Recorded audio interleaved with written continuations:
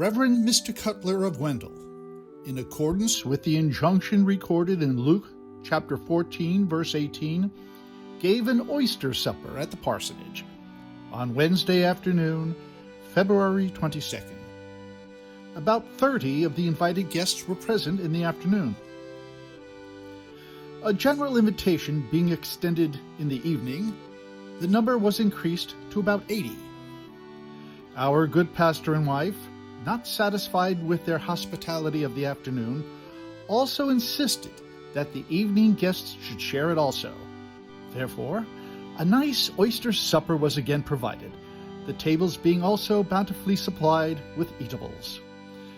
One of the principal parts of the entertainment was the singing by the old folks, which was entered into with all the pleasure and energy, if not the power, of ye olden time, 2 of the singers being over 80 years of age, one of whom was remarkable for clearness and sweetness of voice, even at that advanced age.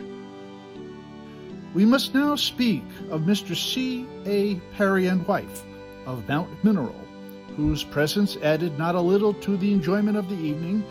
Mr. Perry, by his interesting address upon the life and character of Washington, which was listened to with marked attention, and Mrs. Perry, by lending the aid of her fine voice in singing the music of Auld Lang Syne.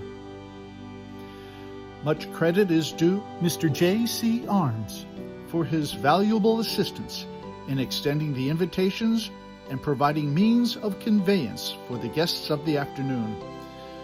With reluctance on the part of all, and especially of the singers, the meeting broke up about 10 o'clock with the singing of Old Hundred, in which the old and young united, the third time at the request of Mr. Joel Johnson, who, although he thought he had lost his voice some time since, under the inspiration of the hour seemed to have regained it, a part at least, and leaning upon his staff, showed how he wished them to sing it, as they used to sing it 50 years ago when he was chorister.